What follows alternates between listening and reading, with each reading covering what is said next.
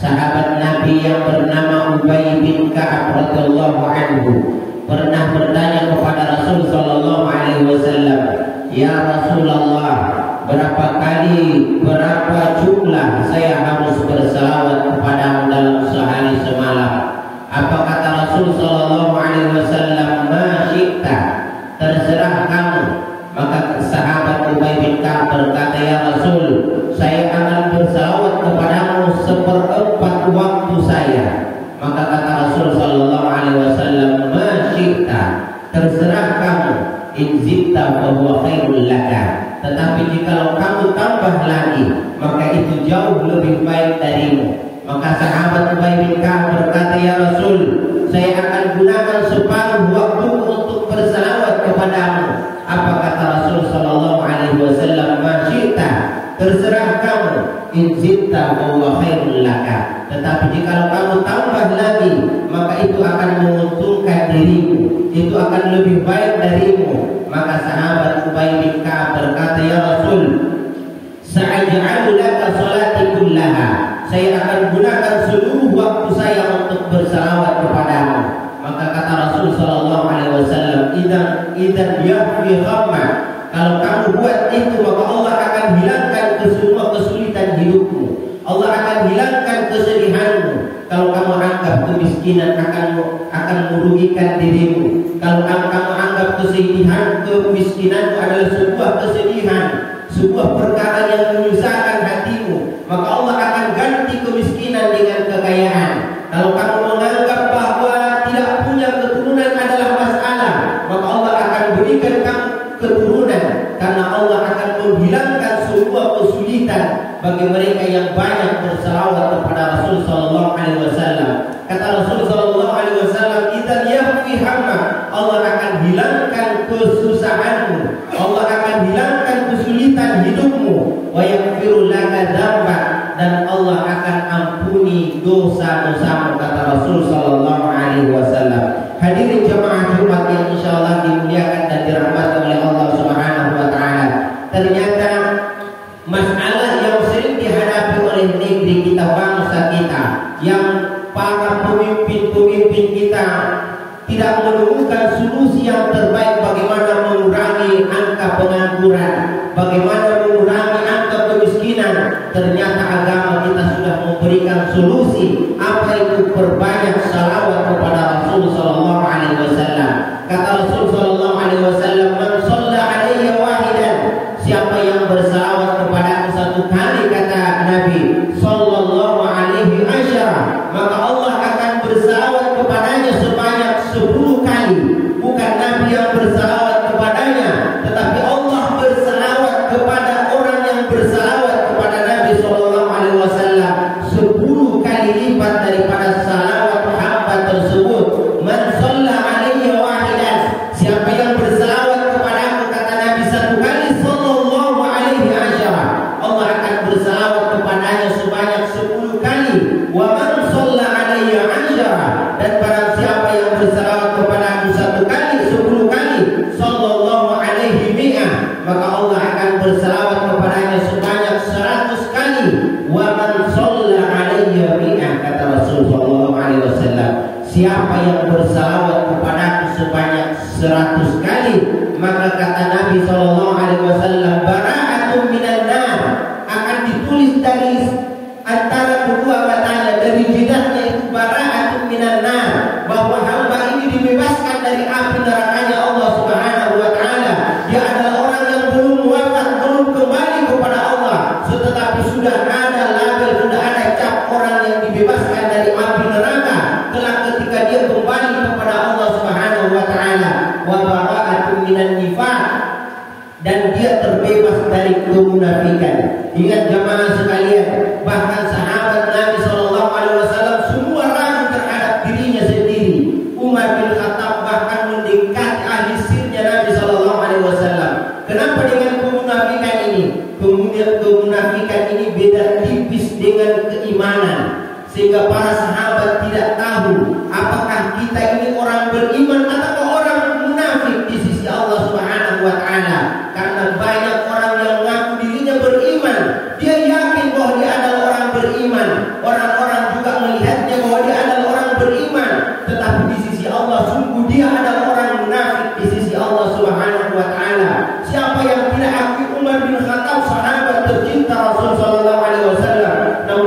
mendekati ahli sirnya Nabi. Dia berbisik, coba lihat di catatanmu. Kenapa? Karena ada catatan Rasul sallallahu alaihi wasallam hanya ada 3 yang tahu. Siapa itu? Yang pertama Allah Subhanahu wa taala, yang kedua adalah Nabi kita sendiri, yang ketiga adalah ahli sirnya Nabi yang ditugasi oleh Nabi untuk mencatat siapa di kalangan sahabat yang di mata Allah dia adalah bukan orang beriman, tetapi dia adalah orang yang beriman di mata manusia, tetapi munafik di mata Allah Subhanahu wa taala. Maka semua sahabat khawatir jangan sampai namanya ada di dalam daftar orang munafik tersebut. Kemudian dia Umar bin Khattab radhiyallahu anhu mendekati ahli sirnya Nabi, coba buka, adakah namaku di dalam daftar catatanmu? Maka dia kemudian berkata, wahai Umar, sungguh namamu tidak saya dapati di daftar catatanku. Kenapa demikian? Karena memang perkara kemunafikan dengan perkara keimanan ini itu beda tipis. Kalau sedikit kita melangkah, kita akan dicap oleh Allah Subhanahu wa taala sebagai orang munafik, dan orang munafik tidak tanggung-tanggung ancaman Allah Subhanahu wa taala. Innal munafiqina fi darkil asfali minan nar. Orang munafik akan ditempatkan di dalam neraka yang paling rendah, neraka yang paling kejam, yaitu neraka Jahannam yang disiapkan oleh Allah Subhanahu wa taala bagi mereka yang kedurhakaannya kepada Allah saking besarnya. Dan orang munafik ditempatkan di darkil asfali minan nar, di neraka yang paling bawah. Tetapi kita ini ada solusi jamaah sekalian yang dirahmati Allah Subhanahu wa taala. Man shalla alayya, barang siapa yang berselawat kepadaku, kata Rasulullah sallallahu alaihi wasallam 100 kali. Man shalla alayya mi'ah, 100 kali dalam sehari semalam. Maka kita ini kalau mau terbebas dari kemunafikan, jangan sampai lewat 1 hari kecuali kita berselawat kepada Rasul sallallahu alaihi wasallam paling kurang 100 kali dalam sehari semalam. Maka bara'atun minan nar, Allah akan bebaskan kita dari api neraka. Wa bara'atun minan nar minan nifaq, dan Allah akan jamin kita, Rasulullah sendiri akan menjamin bahwa kita ini akan terbebas dari kemunafikan. Dan yang ketiga, jaminan Nabi bagi orang yang berselawat 100 kali paling sedikit dalam sehari semalam, wa askanahu Allahu ma'asy syuhada, Allah akan tempatkan dia nanti di hari kemudian ma'asy syuhada, bersama dengan para syuhada-Nya Allah Subhanahu wa taala. Orang untuk mendapati peringkat itu dia harus mati di medan perang. Orang harus kehilangan anggota tubuhnya, orang harus kehilangan nyawanya, mati jihad fisabilillah untuk mendapatkan kedudukan surga tersebut. Tetapi orang yang berselawat sehari semalam paling kurang 100 kali dalam sehari semalam, maka kata Nabi sallallahu alaihi wasallam, wa askanahu Allahu ma'asy syuhada, Allah akan tempatkan dia bersama dengan para syuhada-Nya Allah Subhanahu wa taala. Jamaah yang dimuliakan Allah Subhanahu wa taala. Kemudian sahabat bertanya, ya Rasul, kaifa nusalli alaika? Bagaimana saya harus berselawat kepadamu? Maka kata Rasul sallallahu alaihi wasallam, Allahumma shalli ala Muhammad. Katakanlah Allahumma shalli ala Muhammad. Ini adalah selawat yang diajarkan oleh Nabi kita Muhammad sallallahu alaihi wasallam. Maka tidak heran jika ada saudara-saudara kita yang salawatnya hanya cukup Allahumma shalli ala Muhammad, tidak ditambahkan sedikit pun, tidak ditambahkan Allahumma shalli ala sayyidina Muhammad. Kenapa?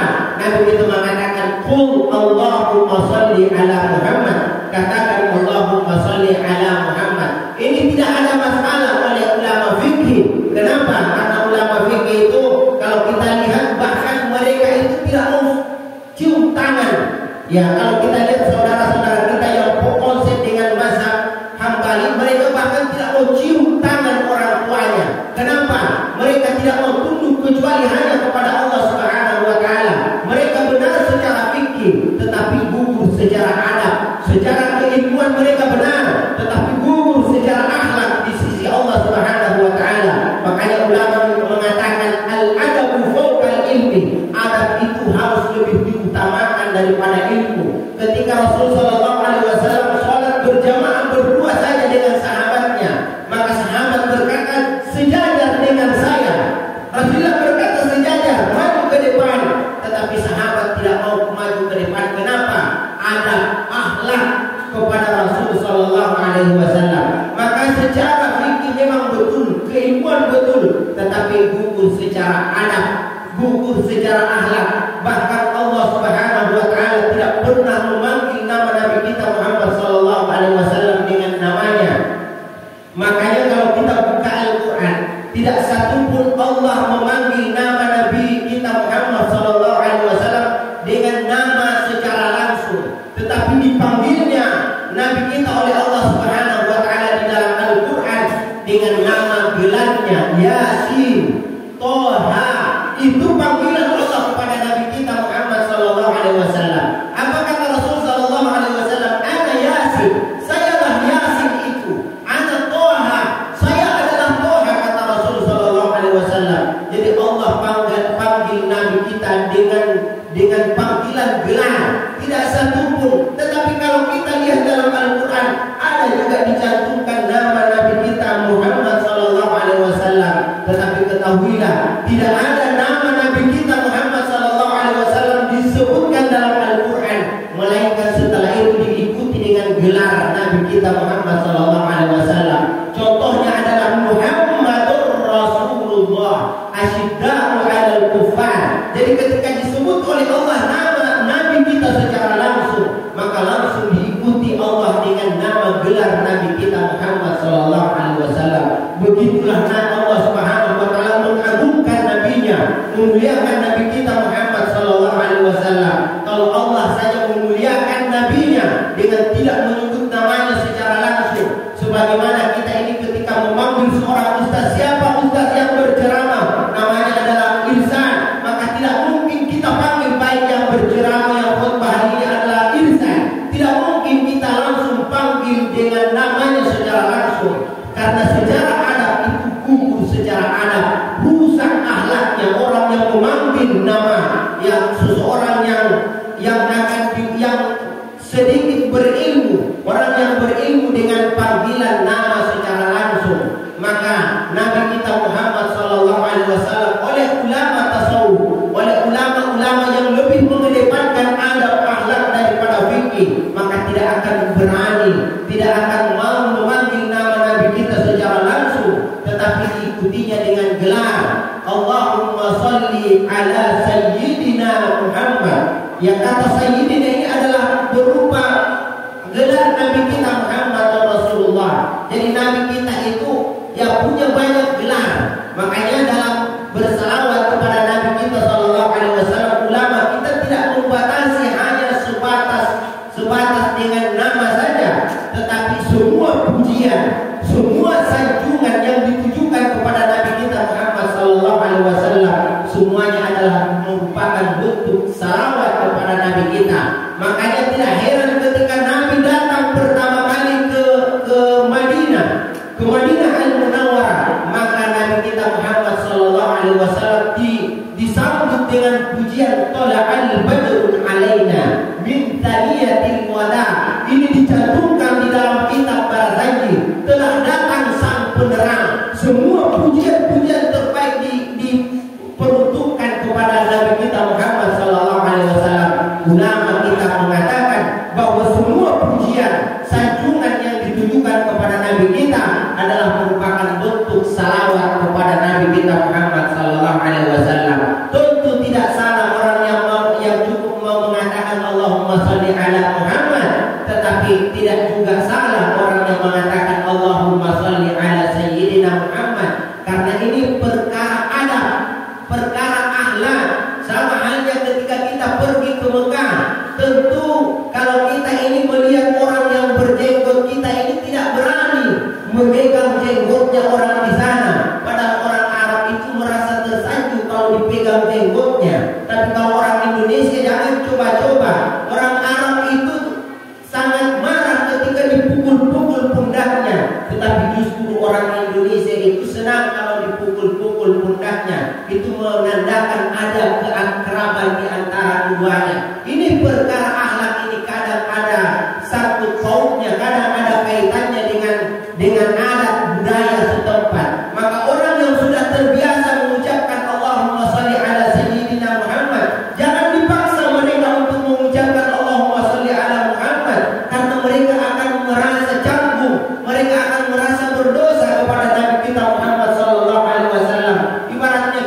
memanggil nama orang tua kita dengan namanya secara langsung, padahal kita sering memanggilnya dengan bapak, kita sering memanggilnya dengan ayah. Begitu kita panggil dengan namanya secara langsung, kayak ada kekurangan ajaran di lisan kita ini kepada orang tua kita. Maka tidak salah orang yang mengucapkan Allahumma sholli ala Muhammad, karena memang begitulah Nabi mengajarkan kita, qul Allahumma sholli ala Muhammad. Tetapi jangan juga disalahkan orang yang lebih mengedepankan adab, lebih mengedepankan akhlak, karena tidak semua ketaatan kepada Rasul sallallahu alaihi wasallam adalah merupakan hal yang terbaik. Karena ketika Rasul sallallahu alaihi wasallam dalam berjamaah berdua dengan sahabatnya, ketika dia Nabi kita mengatakan maju ke depan sejajar dengan saya, maka satu pun sahabat tidak ada yang berani maju ke depan. Kenapa? Tidak berani bersampingan langsung dengan Rasul sallallahu alaihi wasallam. Mereka lebih mengutamakan adab, mereka lebih mengutamakan akhlak. Makanya Rasul ulama kita mengatakan bahwa al-adabu fawqal ilmi. Adab ini lebih di atas daripada ilmu. Kalau orang tidak mau cium tangan ibu bapaknya karena tidak mau tunduk kepada manusia, maka kita ini ulama Syafi'iyah, ulama yang lebih mengedepankan adab daripada ilmu, kita tetap cium tangan ibu kita tetap cium tangan ayah kita, karena kita menciumnya bukan karena menyombah keduanya, tetapi kita cium karena penghormatan.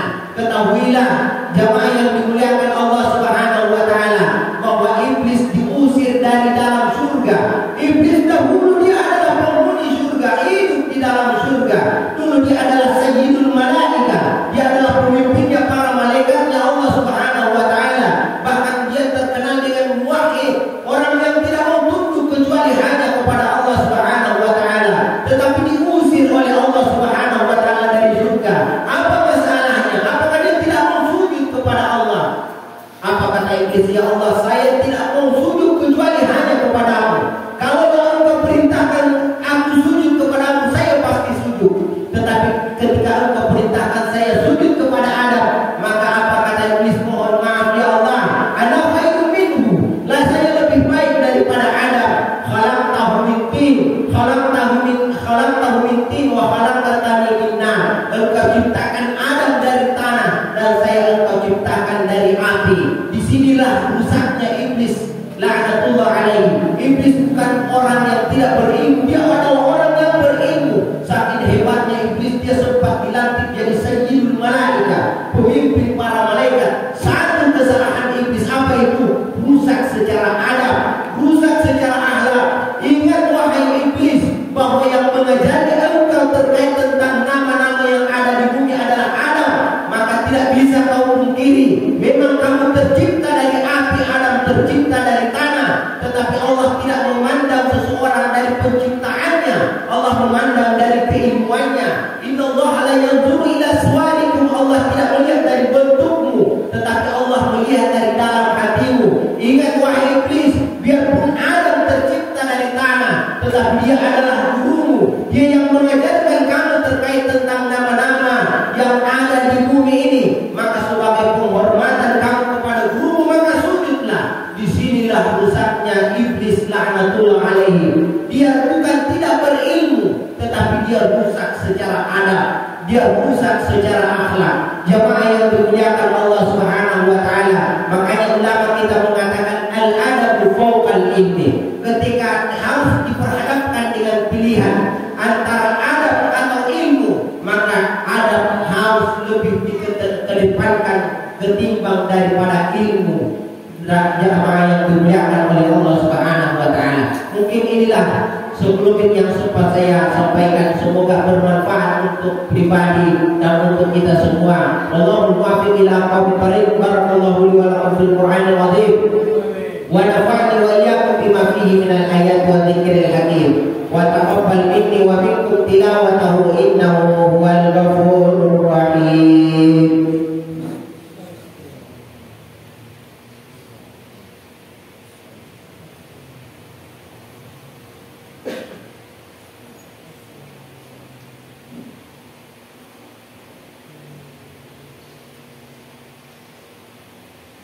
Alhamdulillahirabbil alamin arrahmanir rahim maliki yaumiddin iyyaka na'budu wa iyyaka nasta'in ihdinas siratal mustaqim asyhadu an la ilaha illallah iyyahu na'budu wa iyyahu nasta'in wa asyhadu anna sayyidina Muhammadan abduhu wa rasuluhu al-mab'uts rahmatan lil alamin. Allahumma shalli ala sayyidina Muhammadin wa ala alihi wa sahbihi ajma'in amma ba'du.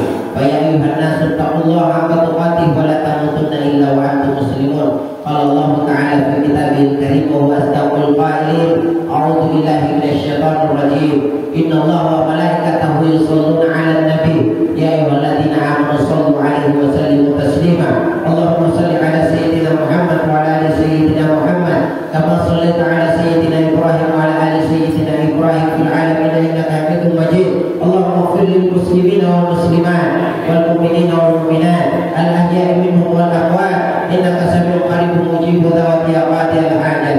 Rabbana atina fid dunya hasanah wa fil akhirati hasanah wa qina adzabannar wa qina adzabannar wa qina adzabannar. Fa ya ibadallah innallaha ya'muru bil 'adli wal ihsan wa ita'i dzil qurba wa yanha 'anil fahsya'i wal munkar wal baghi ya'izukum la'allakum tadhakkarun wa dhkurullaha 'azim yadhkurkum wa la dhikrullahi akbar wallahu ya'lamu ma tasna'un.